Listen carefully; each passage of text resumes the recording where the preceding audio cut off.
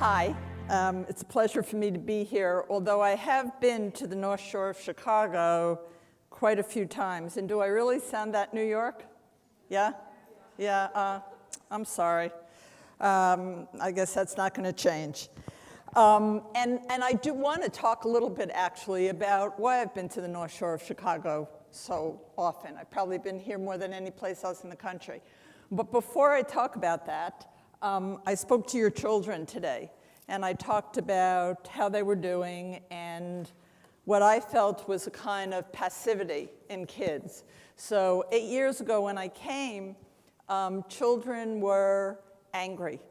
And let's get that slide off. Children were angry, and the kids in my office would be mad. You know, they'd say about their parents, "Get my parents off my back, I've got too much work." They'd take a book, they'd throw it down, they were angry about their homework. And I don't see that anymore at all. What I hear most typically from kids is, "I have no choice." Another line I hear a lot is, "I just have to jump through the hoops."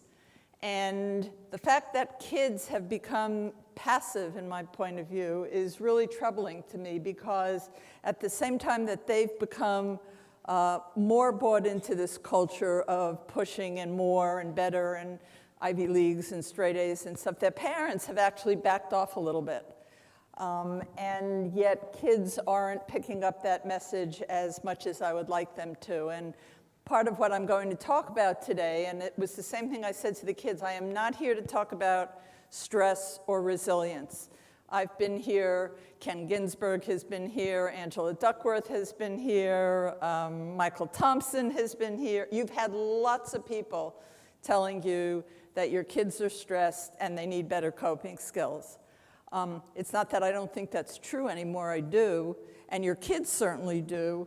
So this is an exercise that I do with kids all the time. Not usually 500 of them like I had today, but I ask them a setup question, which is, what is it that your parents worry about? What is it? I'm so nervous from the should and the shouldn't before. What do your parents worry about that they shouldn't, right? And that's kind of the setup. The real question I want to know is, and then I tell them to turn the card over, and I say, what don't they worry about that they should? And so I have 500 of these back in my room. I looked over about 100, 150 of them, and I'm just going to read a sampling for you, okay? So what do they worry about? They worry about my GPA. What should they worry about? My stress level. What do they worry about? Money. What should they worry about? My mental health. What do they worry about? That I'll mess up in some way. What should they worry about? That my mental health is not too good. What do they worry about? Me getting a job after I graduate. What should they worry about? Whether I'm happy or not. What do they worry about? My social life. What should they worry about? Whether I'm happy or too stressed to function. And, you know, I could go on and on with that. The message that kids give me wherever I go is my parents are worried about the wrong things. The one that I sort of liked the best when I said, what are your parents worried about? This kid, I don't know if you can see it, wrote me, and then what should they worry about? And he wrote them.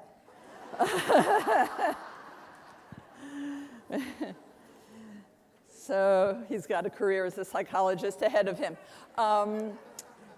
So kids are, and I always do this anonymously because I want to protect their response. And I get some scary ones. I feel suicidal, or I'm on drugs and nobody knows about it. Those are outliers. The vast majority of what I get, and Lonnie is going to help. That's okay.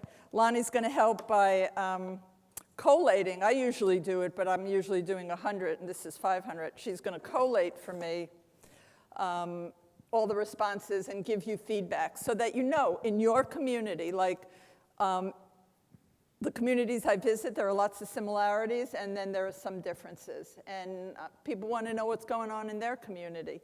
And this particular narrative of my parents worried about my grades, what should they worry about? I'm not feeling that good. I'm depressed, I'm stressed, and they're not noticing it. And there is a big disconnect between what's actually happening and what parents believe is happening. And I know we spend a tremendous amount of time thinking about our kids and paying attention to our kids, and we think we know them really well. But the kids were very good today. The percentage of kids at the high school level who use drugs on occasion to manage stress at school, school stress, is, and the kids really got it right. Somebody want to take a flyer on what percentage of kids, what percentage of kids use drugs to manage stress at the high school level? What? 75? 70%, 73%.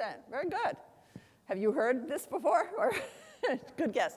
And what percentage of parents, 73% of kids use drugs, what percentage of parents believe kids at the high school level use drugs to manage stress? 7%. 7%.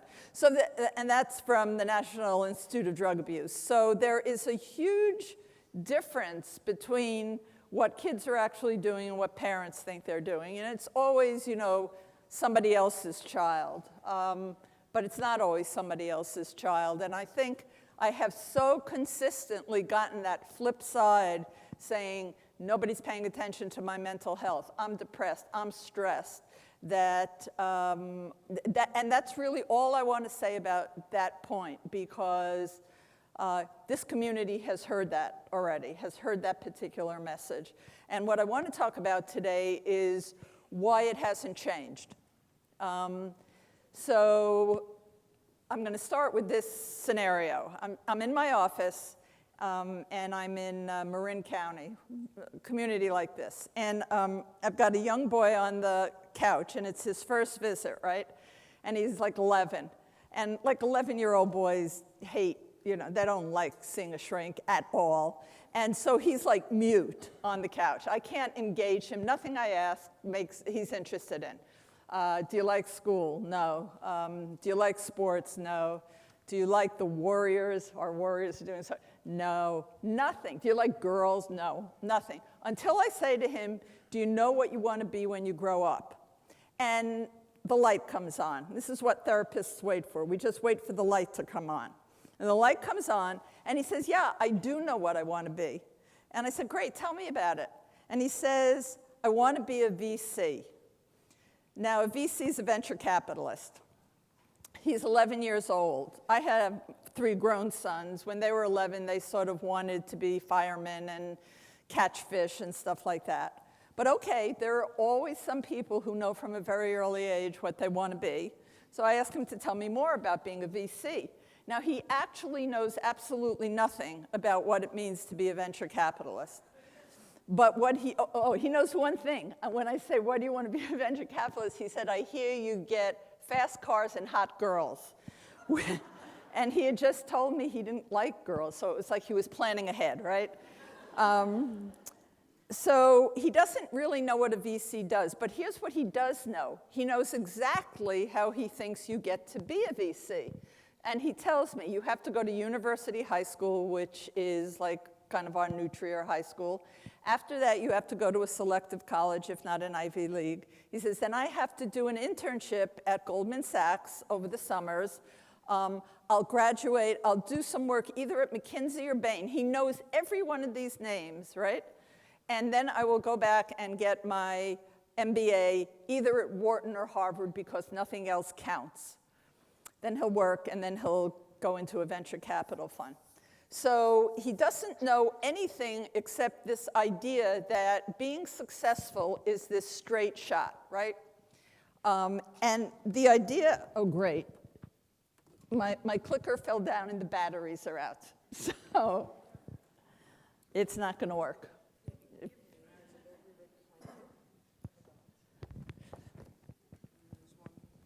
I got to. This is in action what your children need to know, right here, right now. What your children need to know is adults make mistakes all the time.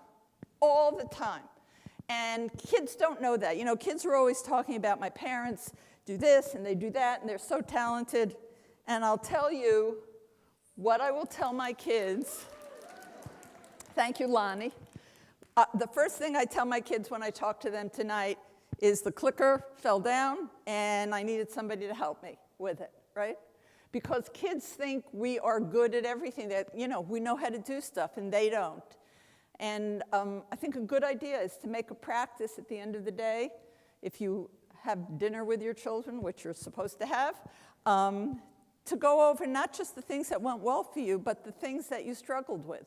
And they're little challenges like this. You know, you couldn't find a parking space or somebody was late, so that kids understand that throughout their lives they are going to have small challenges that they need to deal with. So you saw it in action. The other thing you saw in action right then was that people are good at some things and not so good at some things. So getting the batteries back in, I would have had to stop the whole thing for like 5 minutes while I tried to figure out batteries, because it involves spatial relations, right? I know you have to put them in a certain way. And all of us are really, really good at some things. Like, this is easy for me, it's a pleasure. But putting the batteries in would have been hard. And this is just my particular point of view. I think we spend too much time worrying about our kids' deficits and not enough time focusing on their strengths. Harvard Business Review did a survey of C-level people, and they wanted to see out of 16 or 32 traits how many they had to be outstanding at, right? Because kids come in my office and say, I have to get straight A's. And when you think about your own life, are you really a straight A person, you know? There are things you're really good at and not so good at. And the Harvard Business Review found that out of 32 traits, and it had a high bar for being good, you had to be better than 90% of your peers. You needed 3 traits to rise to the top of your company. So this idea of being good at everything, it's just not. It's like somebody had to set up all the equipment for me. I don't know how to do that, but I do know how to get up on a stage. And I think that all these kids who have tutors and come in and feel so badly about themselves because they have a B, and somebody decides that that's not really a good grade. In my community, it used to be A is average, B is below average. I forget, F is find yourself a new family. I mean, it was just such a crazy notion about what grades mean. And, you know, make the point to your kids. You're not good at everything. And that's what you saw in action here. All right. So back to the boy on my couch. So he believes that this is what it takes to be successful. You get straight A's, you know what you want to do, you do the right thing, and you get there.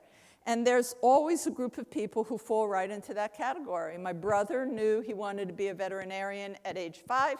He's a veterinarian. In this audience, we have, what does this bottom hold here? What does this bottom hold? How many people? About. Okay. How many of you in the audience actually followed that straight path? Knew what you wanted, didn't fall off the track, went straight ahead? Raise your hands high. 1, 2, 3, 4. Ow. Keep them up. I want to count. 5, 6, 7, 8. Nobody around here? 9, 10, 11, 12, 13, 14, 15, 16, 17, 18, 19. Okay. So another thing I'm really bad at is math. It's the only time I ever got a 0 on a test in junior high school.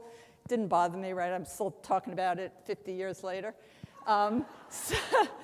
Somebody tell me 17 is what percentage of 500? About? 4%. Okay.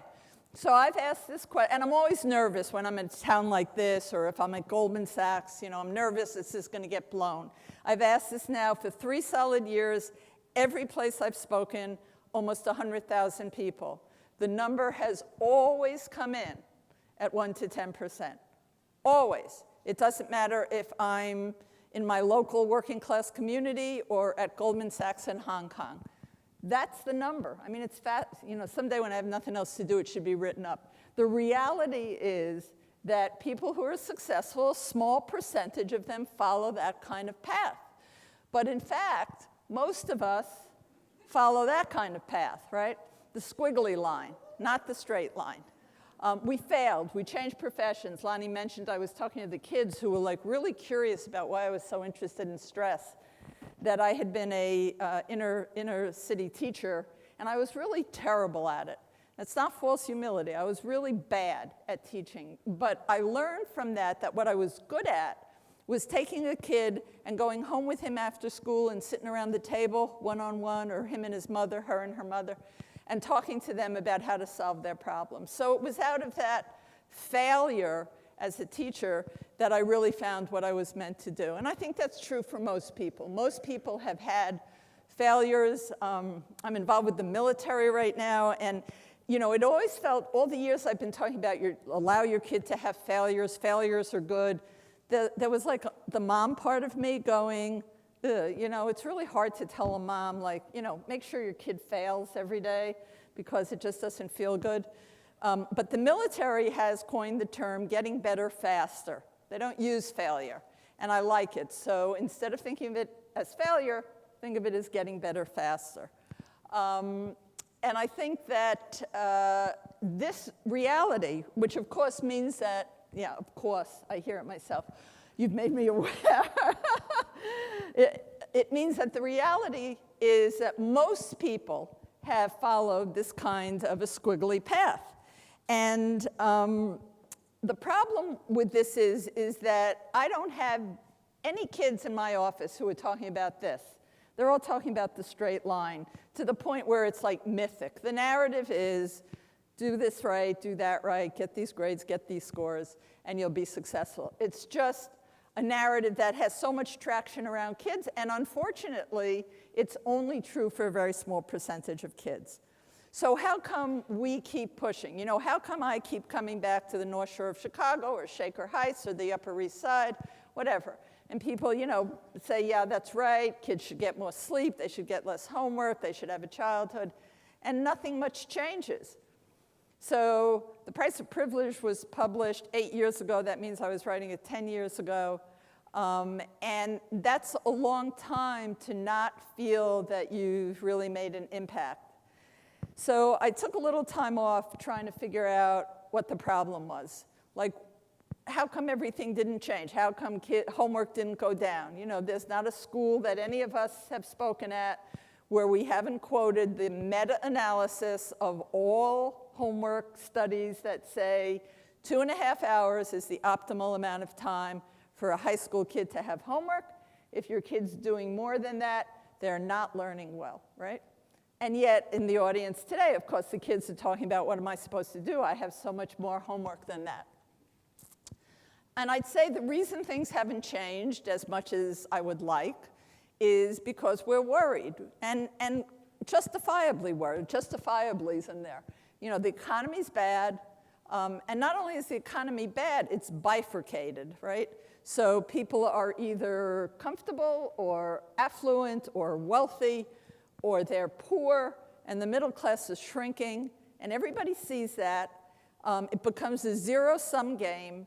And of course, we want our kids to be winners. We don't want them to have to compete in a global economy with kids from all over the world.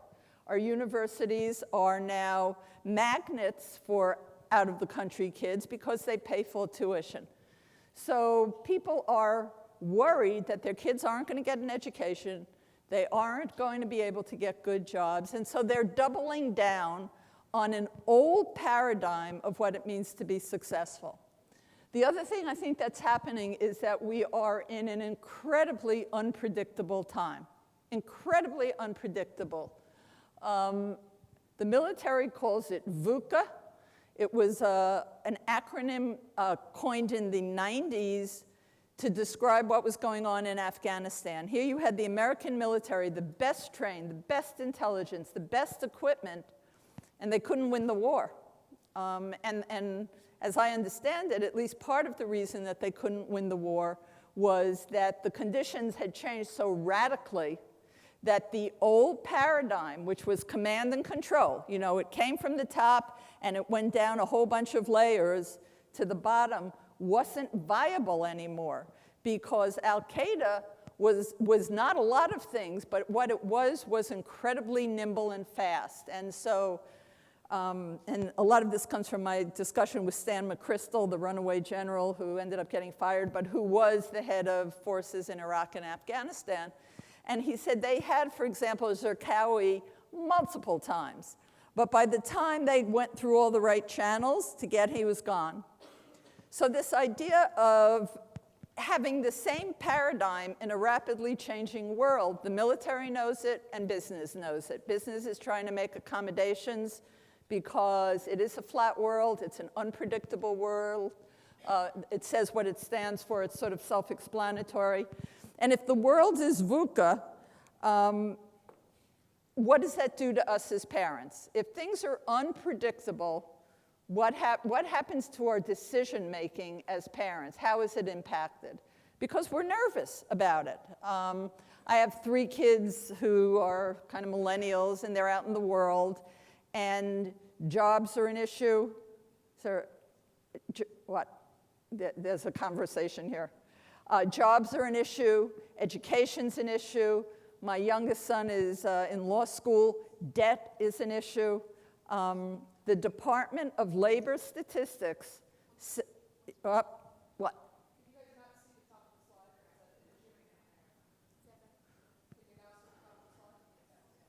Okay, it's VUCA.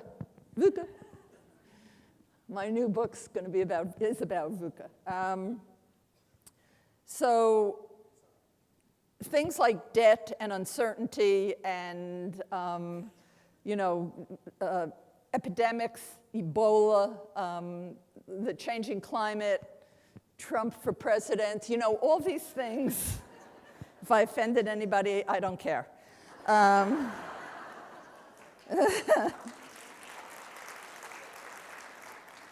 These are all, from my point of view, sort of expressions of a very frightening world. And so what do we do when we're frightened? Well, it's interesting. Oops, it didn't go. One sec. I want you to think about this. This is called the Ellsberg paradox, and it's Daniel Ellsberg, that Daniel Ellsberg of the Pentagon Papers, who before he was that Daniel Ellsberg was an economics guy, and he was interested in what people do under situations of uncertainty. So if you look at this, right, the paradigm is you know what's in one of the urns. He did it in urns. God knows why. He did it in urns. So in one urn, it's 50% black marbles and 50% white marbles. In the other urn, you don't know what's in there. Black, white, nothing, you don't know. And he asked thousands and thousands of people. So if I said to you, you must pick a black marble, how many of you would take it from the first urn? Most of you. All of you. Anybody take it from the second urn? Nobody. The odds are exactly the same. And the way to think about it is this. Think instead of 100 that there's 2 marbles in there, right? One black, one white. In this one, you have a 50% chance, right? You don't know what's in that. It could be 2 black, it could be 2 white, it could be 1 of each, right? So 2 black, 2 white, 1 of each, you have the same 50% chance of picking a black marble. Nobody ever picks that one because it's ambiguous. And this is where the odds are equal. He then went on to do a whole bunch of studies where the odds were not equal, but it was ambiguous, and people stuck with low odds if they felt they could be predicting what they would find out. So under circumstances of ambiguity, we tend to get anxious, and we make poor decisions, and we go for what we know. So VUCA times are very good for a certain kind of person. They're very good for the person who likes opportunity, who sniffs out opportunity. They're very bad for most of us. Most of us like some sense of security, and we are willing to forego substantial rewards. In some of his testing, he had rewards of $100 to $500, and people consistently made the wrong pick because they felt more at ease. And the parallel argument that I want to make is that there has been a narrative about what it takes to be successful in this country for a long time. And it worked in the industrial age, it worked even in the knowledge age for people like myself or my husband and doctors. You know, you had to learn a certain amount of stuff. And it made a lot of sense to learn what you had to learn, you know, not spend too much time questioning things, and pass your boards and become whatever you wanted to be. The fact is now that is no longer the paradigm. So holding really tight to that, goes against everything that, and you know, I'm at Stanford, I'm in Silicon Valley, so I don't know if you saw the article that Friedman had with Laszlo Bock, who is the head of hiring for Google. And he said, and Google used to be like the worst. You had to bring in your junior high school transcript. They wanted every analytic in the world on you, right? And in this article, he's very clear. He says, we have stopped using all metrics, school metrics. We found that they predicted absolutely nothing. So that's Google. I rely on my husband's cousin, a guy named Elliot, who is the head of neuroimaging at NIDA, which is part of NIMH, it's the drug part. And he hires a lot of scientists. So I figure, okay, Google's kind of, you know, whatever. But like a real scientist wouldn't feel that way. So I called him up and I said, is there a difference between the kids you're hiring now and the kids you hired 20 years ago? And he said, absolutely. What? He said, content has moved to the bottom of the list. Now that doesn't mean that content doesn't matter. Content always matters. Effort always matters. Working hard always matters. But it's not the only thing that matters anymore. Collaboration matters, creativity matters, asking the right questions matter. And kids who are stuck in, and parents who are stuck in the old model of forget everything else in your life so you can take one more AP course are not doing their kids any favor. I got called in about a kid, it was his birthday, and he was really down. And he was a kid who came from a very wealthy family, big parties, you know, and he always used to have an animal at his party, along with various other things. And it's his birthday, and he goes to work, and he's really down because nobody's done anything, except for the boy, you know, they're all open space, except the boy next to him brought in a cupcake, which I thought was pretty cool, like somebody remembered your birthday. And he's just beside himself. And I said, well, really, James, what did you think people were going to do for you on your birthday? And he kind of looks down shyly, and he said, I thought they'd bring a llama. I mean, the stories, you know, it would be like, the stories, you can't make them up. The great thing about being a shrink, the really great thing is you just sit in your office and wait. It just comes, you know. I had a referral this week, young girl, emergency from Cal, had to be seen immediately. PTSD is the diagnosis that comes over in the referral for me. And she had broken up with her boyfriend. This is not PTSD. It's a heartache. It's sad. She actually had some symptoms of PTSD because her coping skills were so bad. But, you know, she comes in. I'm asking her, you know, where did you serve? You know, she's at Cal. My favorite, and then I'll stop the storytelling. I like telling stories. My favorite of all is my oldest boy's a lawyer and my youngest boy's in law school. So I'm waiting online at the post office.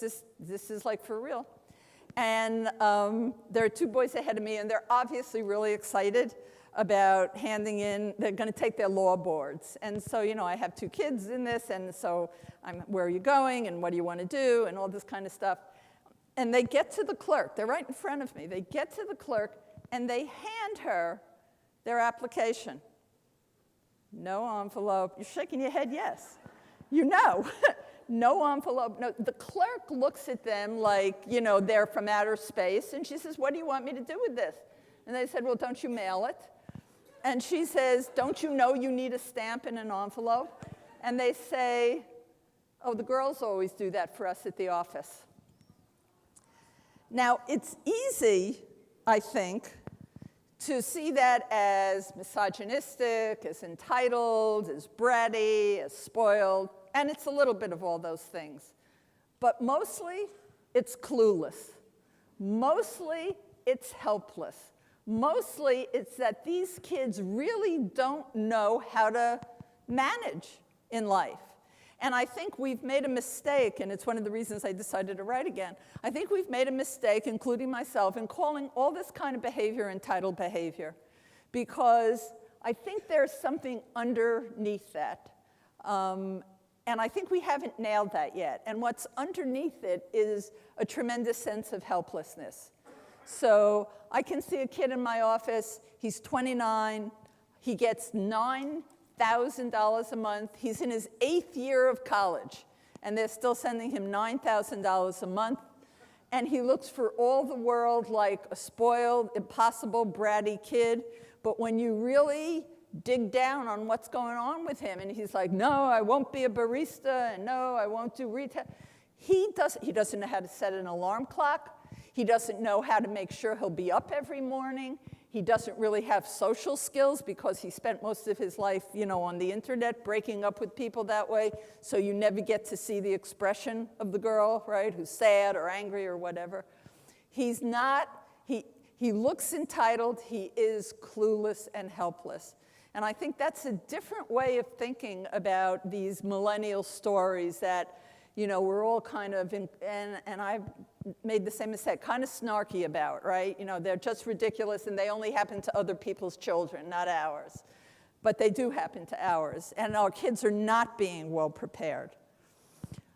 All right, so I've just talked about, you know, we cling to a bad paradigm, and we respond with what I'm calling developmental devolution, meaning that we all get young. The kid who takes a letter to the post office and hands it to the clerk thinking it's going to be mailed, he's 27 and he's acting like 7? Right? A 7-year-old, you know, I have a letter for Santa Claus here, right? They don't know quite yet. And I see this all the time, that kids are just much younger because the kinds of appropriate developmental tasks that kids used to have, clean your room, wash the dishes, walk the dog, rake the leaves, get a paper route, be a camp counselor. I was just in my neighborhood supermarket, and the woman who owns it said to me, I cannot get any kid to work here. When my kids were young, working age there, which is only maybe 10 or 15 years ago, there was a year wait to get a job there, right? It was the hot job in town. And now she said, I can't get anybody because parents are deciding that it's more important for their kid to excel at something rather than to work. And I can't tell you, I feel so strongly that your kid should be working summers. I can't, you know, if there was one thing I could change, it would be that. And I don't want them working in the family office, and I don't want them working at Goldman Sachs. I want them working at Walmart. I want them to know what it feels like to have to spend the day standing on your feet. It was really surprising to me today when I was talking about myself, and like I said, the kids were really drilling me. And I said some things about myself that I'd never said publicly, one of which was when I was young, we were on welfare. And I see one of the girls, and she's asking her neighbor a question, and then I ask her to speak up, and she says, what's welfare? She didn't know. So, you know, kids are like, they're in this little bubble. They're going to go out into a very diverse world, a very complex world, a very rapidly changing world, and I don't think they have the tools to do it. So I'm calling it immaturity creep. And I think for adults, I was talking to a woman in a setting like this, and she was saying, you know, I've heard you speak before, Dr. Levine. I really know what you mean. So I don't do my son's homework for him, but I sit with him. And when he finishes, if there's a mistake, I just can't help myself. You know, look at the world. You talked about the world. I can't help myself. He's made a mistake. I correct it so that he doesn't go in with a mistake on his paper. And I asked her why she does that. You've heard me. Why do you keep doing it? And she says, because how will I know if I'm a good mom, if not by his grades? Now, that's the kind of concern we all had when we had newborns. Remember when you had a newborn baby and it's like, you know, my kid is crawling, is your kid crawling, right? Or my kid said a word and you run to the pediatrician because your kid hasn't said a word yet. We needed a report card when we were brand new mothers because we had no way of judging ourselves. But by the time you're in your 50s, you really ought to know that the kind of mother you are is far greater than whether or not your kid got an A or a B in chemistry. And the mistakes they make, that's their learning edge. That's exactly where they learn to work harder, to try harder. And the question I asked today when I saw your kids was, let me see if it's on my next slide or not. How many of them, actually I first asked how many of them knew about Seligman's work. You know, he's now the guru. Has he been here, Lonnie? Seligman? Has he ever been here? Yeah. No, he has not. Okay. I'll hear about it later. Anyway, for those of you who took Psych 101, Marty Seligman, he's now the guru of positive psychology, but that's not where he started. He started accidentally understanding that if you shocked dogs, he walks into the lab one day, it's his first day as a graduate assistant, and they're all upset because the dogs aren't moving. They're doing an experiment on the dogs and the dogs aren't moving. And he knows that something else is going on besides, you know, sort of recalcitrant dogs. And what they had been doing is they'd been shocking the dogs, right? And one group of the dogs could escape by pushing their snout against a door, but the other group of dogs had no control. They were yoked, so they could only get out when the first group pushed out, but they had no control of their own. So after a number of trials like this of having no control, they became depressed, or whatever the dog equivalent of depressed is that looks like that. They stayed in a corner. They did not try to avoid the shock. They did not try to get out. They stopped eating. They became apathetic. And he termed this learned helplessness. They become passive and depressed because they don't think they have control.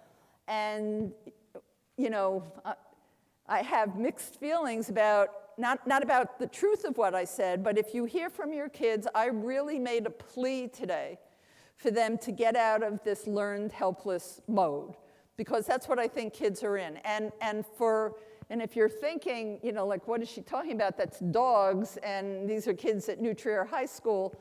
The research is that you don't have to have that kind of shock for people. You need much less trauma for a child or a student or an adult even to move into learned helplessness.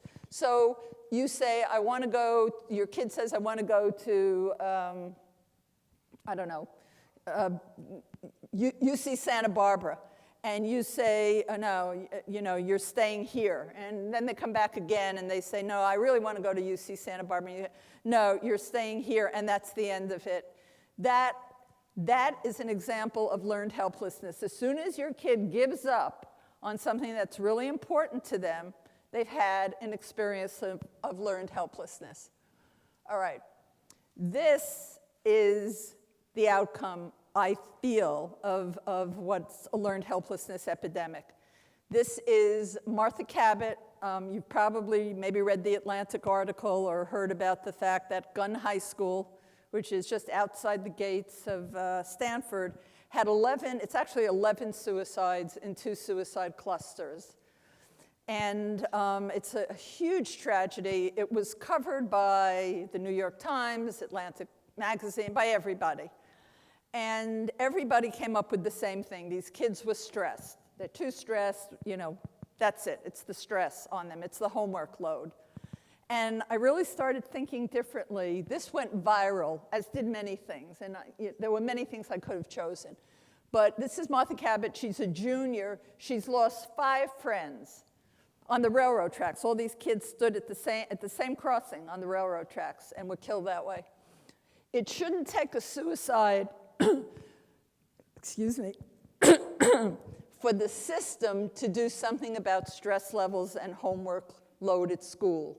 Not much we can do except spread awareness. And this was online, everybody saw it, and it was an epiphany for me. She's talking about the system, and this was a girl who actually was quite active in trying to make some change. Not much we can do except spread awareness. And I'm thinking back to, I was that age in Vietnam, not for all the right reasons and with limited understanding, but there was a lot of protest, there was a lot of sitting in, there was a lot of just revolutionary talk because we felt we could make a difference. And I think you're hearing a little bit of, I don't know if it's crabbiness, but it's years now of listening to kids saying, there's nothing I can do. And if you work on something with your kids, it would be about empowering them. It would be about allowing them to make appropriate choices. And I'm not talking about, it's grandma's birthday, do you want to go or not? That should be, it's grandma's birthday, we're going. But whether or not they want to take a course, or where they want to go to school, or whether they want to play the guitar instead of playing soccer, those kinds of age-appropriate, developmentally appropriate tasks really need to be given to kids because it's one of the things that protects them from learned helplessness. The other thing that protects them, and we saw this in action with the kids. I'm curious. I'm going to try it here. Let's say with the kids it was about failing a test. If your boss yelled at you about, well, probably a lot of you don't have bosses. If your kid is really angry at you because you've set a limit, let's say you've given an 11 o'clock curfew, and your kid is really angry at you and says you're the worst mother or father, they hate you, and you don't know what you're doing. How many of you would take that personally? Like say, inside, right? I'm not good at this. I'm really kind of a failure as a mom. My kids are telling me I'm not doing very well. I don't feel like I'm doing very well. My own mother's not around. How many of you would have that kind of, I take this personally, and it's kind of, that's the way it is? How many? Very few. How many of you would say she's in a bad mood, and there she goes again, and she'll feel better tomorrow? There's a lot of you who feel nothing about this scenario. It's like I could come up with another one if you want. Okay, so with the kids, it was 50-50 today. I asked them about if they failed a test. How many of them would feel they were stupid and were never going to get it right, and how many of them felt they just had to work harder, right? And it was 50-50. That's called explanatory style. And the question is, when you meet a challenge, how do you explain the challenge to yourself? Do you have 3 Ps, pervasive, personal, and pessimistic, right? Pervasive, and permanent lead to pessimism. So with the kids, you failed a test, half of your kids feel it's because they're stupid, right? They're never going to get better. They're just not good at math. They might as well give it up. And the other half the kids felt a little bit of effort, a little more work, a little tutoring, whatever it is, they would get better. Now, the outcome of these 2 different explanatory styles is huge. You are about at 10 times greater risk for depression if you have a pessimistic explanatory style. So like check yourself out on this, because you can't teach it to your kids if you don't, if you don't do it yourself. The next time you meet something like, when I dropped this and the batteries fell out, I didn't feel, I'm a klutz. Maybe I should have, but I didn't. I felt like, oh, I wonder who's going to help me with this. That's an optimistic explanatory style. It is, and I'm a pessimist, so, and we're about 50-50. People are about 50-50. It's not that optimists don't get depressed. We did a big study at Stanford on depressed optimistic kids and depressed pessimistic kids. The optimistic kids, interestingly, were just as depressed, but what they did differently was they kept up on their work, on their relationships, even if it meant literally dragging themselves out of bed in the morning. So that when they got better, because they didn't think it was permanent, like the kids who were pessimistic, when they got better, they would not be behind in their schoolwork. So one of the things you want to do with yourself first, and then with your kids, is when they meet a challenge and they feel crappy, talk to them about how they understand that kind of challenge, because you can be incredibly helpful, and I'm not telling you to put them to bed earlier or to not let them take classes. I'm telling you to start helping them think about how they perceive things. Carol Dweck, I know, has been here twice. So a growth mindset is part of this, that you can change things, that people who ruminate obviously tend to get depressed more because they're going over bad stuff over and over and over in their heads. So there's no point ruminating, and it's really better not to have a pessimistic worldview. Now, those of us who were born that way, it's kind of like, well, what are we supposed to do? So with the kid who ruminates, if you have a kid who's a ruminator, what do I do in my office? I recently had a kid, junior high school kid, terrified he was going to pee in his pants, right, at school. It's all he could think about all day long. Couldn't learn, couldn't do anything, just worried if he was going to pee. So we put a rubber band, and we distract, right? It's the first thing we do with rumination. You do that with the baby, right? Baby's doing something, and you want to have them stop. You distract them. And the next thing you do is dispute. This is the basis of cognitive behavioral therapy, sort of the best researched, best treatment of choice for depression. And that's to take a look at what your perception is about something. So I talked to the kids, and I'll tell you, what I told them. Cognitive behavioral therapy is really pretty interesting. Your kid has a problem. You say, what's the problem? How much is it bothering you? What's your evidence? So the kid who says, I'm stupid, what's your evidence for that? They may have evidence, but people who are pessimistic tend to overlook the positive stuff. So he'll say, well, remember, I had trouble last semester in math. And then you get to say, can you think of any other times? Can you dispute that in any way? You got an A in English, you're on the rugby team, whatever it is trying to get kids to manage their feelings by looking kind of objectively and disputing their negative self-view. And it's an easy thing to do, and it's what psychologists do all the time.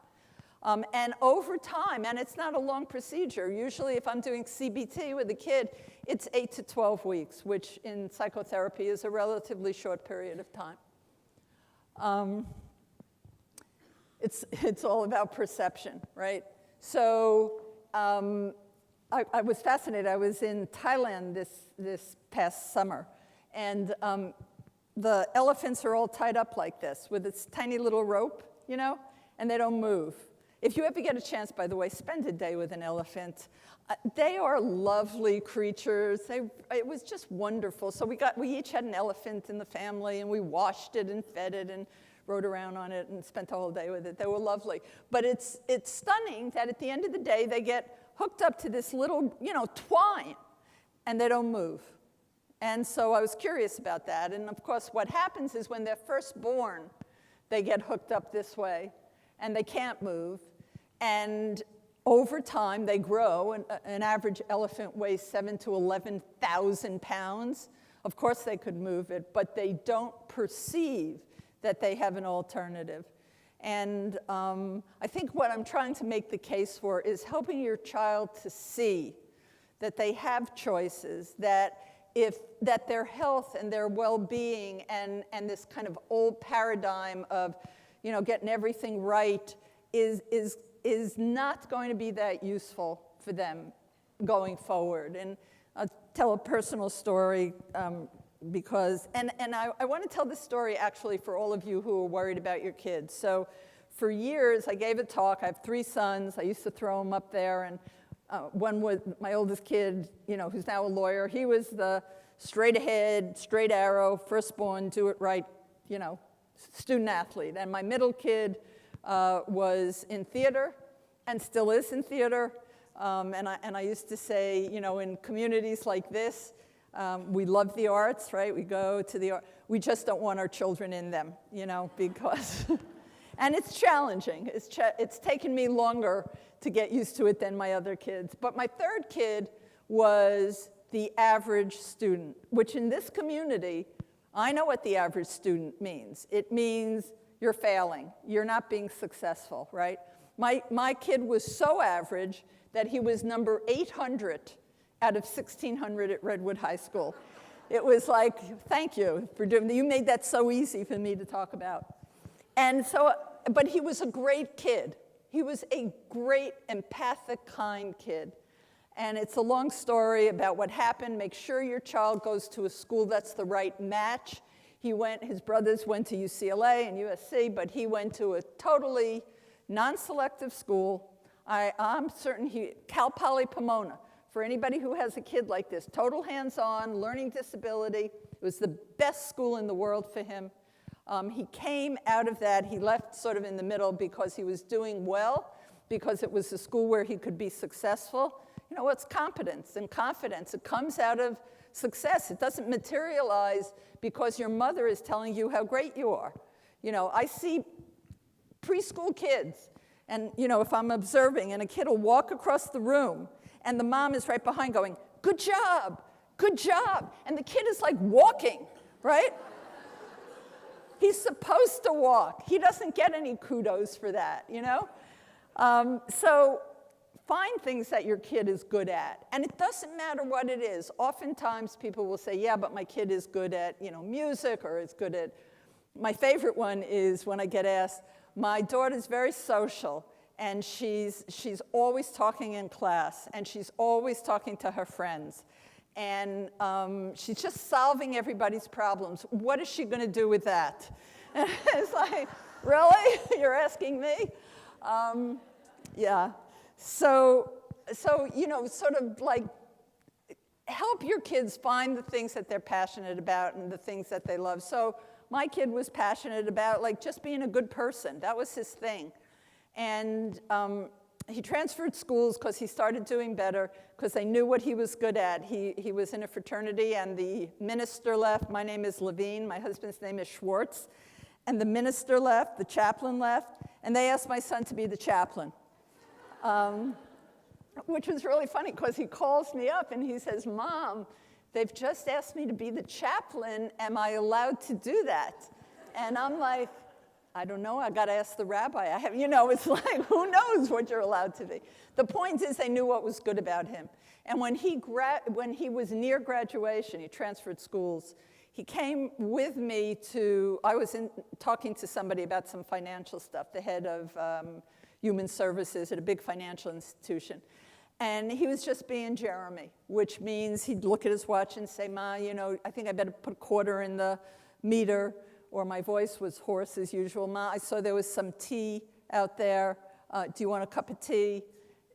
Just like that. And at the end of my hour and a half with this woman, she turns to my son. She knows nothing. She doesn't know whether he's been to college, what he studied, what kind of student he is. And she says, what are you doing after graduation? And he said, well, I don't know, I'll look for a job. And she said, you have a job here if you want it. And I'm telling that story. I like that story, obviously, because I bring my kids with me when I talk about them. But I tell that story because I do believe that is the way things are going. It's like, who do you want sitting next to you? The kid who expected a llama, or the kid who's willing to go out and get you a cup of tea, right? And Many kids are competent. Many, many kids are competent. Not all kids are kind. Not all kids are empathic. Not all kids are warm. And these qualities are increasingly important qualities. I get called into big organizations like American Express, and they want to know why they're not doing so well with the kids they hire. And it's always the same. It's mind-boggling to me. It's like, you know, I could do it with my eyes closed. Where do you triage from? Oh, well, you know, same 12 schools. And what do you want that you're not getting? Well, you know, they're good for some jobs, and this is not about bashing the Ivies or anything like that. It's just about expanding a point of view. We're looking, you know, we need some really gritty kids for this particular part of the organizations. And it's like, if you want a gritty kid, go to the state school, find the kid who's working a job to put himself through school, find the kid who is in the military.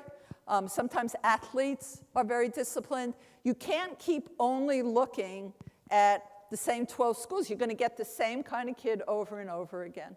So honor your child by listening to what they have to say about the kind of school that they want to go to. Because at the end of the day, cultivating a different skill set, and these are some of the things I said in addition to grit and resilience, because the poster says resilience, and you've heard more than enough about resilience, I suspect. These are the things that I think are going to be important. Adaptability, managing anxiety, right? I think we're all anxious. I think teaching your kid the simplest things about calming themselves down. Who cheats? When Stanford looked at who cheats the most, what did we find? The kids with the highest GPAs cheat the most, right? Because they have so much to lose. And they don't consider it cheating, by the way. They just consider it keeping up. And that's because they can't manage anxiety. They haven't learned how to manage anxiety. One of the best things you can teach your kid is by modeling it and, you know, do 2 minutes of meditation or 5 minutes of meditation, or give them a meditation tape and let them learn how to manage anxiety. Being okay with failure. I like getting better faster. If your kid is not failing at some things, they are not on a growing edge, right? This is all of Carol Dweck's work. So you've heard it twice, apparently. But, you know, the kids who are worried about how they look do not learn, right? They keep doing the same puzzles over and over and over again. And if you ever have a chance to watch some of her videos, you know, she has the fixed mindset, the kids who just want to look good, and the growth mindset. And if you watch some of her videos and you see this little boy who's being given a very hard puzzle, right? And he's like 7 years old, and he smacks his lips, and he claps his hand, and he goes, "I love a challenge." It's adorable. And that growth mindset of I love a challenge, even if it's going to be hard for me, even if I fail, I love a challenge, just like that little voice in my head. I think that's really important. Ability to communicate. Is Catherine Steiner-Adair been here? Catherine Steiner-Adair? Okay, so, you know, she writes about kids and the media, and I just had dinner with her the night before I came out here, and we were talking about the lack of empathy that is starting to manifest itself if all of your major emotional transactions are done online. And that goes back to, like, you know, the weeping 17-year-old girl in my office whose boyfriend broke up with her via text and gets no feedback on impact. So, you know, do I use the cell phone? Of course I use the cell phone in all kinds of video stuff that I don't really know how to use. But if your kid is doing emotional transactions online, it's not good because they're not getting the kind of visual feedback that you need to develop empathy. EQ, emotional intelligence, the best predictor of workplace success. Let's start from the beginning. The best predictor of school success is engagement with learning. It is not IQ. The best predictor is, does your kid like to learn? When they come home with a C, do you say, well, what did you learn from that? What was interesting about that? Tell me about that. That keeps the child engaged as opposed to, oh, well, we better call the tutor, or what's the matter with you, or I know you didn't study hard enough. They're hard enough on themselves. Let home be a little bit of a haven from the pressures they feel. So the greatest predictor of school success is engagement. The greatest predictor of mental health is self-regulation, right?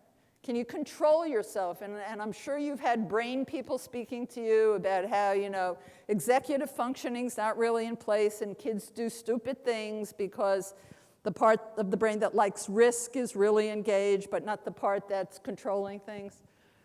The best predictor of workplace success is emotional intelligence.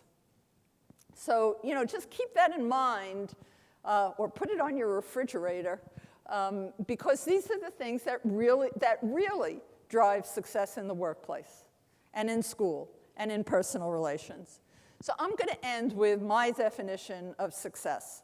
And I've had a lot of time to think about it. So my definition of success is, while we all hope that our children will do well in school, we hope with even greater fervor that they will do well in life. Our job is to help them know and appreciate themselves deeply, to be resilient in the face of adversity, to approach the world with zest, to find work that is satisfying, friends and spouses who are loving and loyal, and I will add, and to have a sense of control over their lives, and to hold a deep belief that they have something meaningful to contribute to the world. If this is your child down the line, you've raised a successful child and you've been a very successful parent. Thank you for your attention.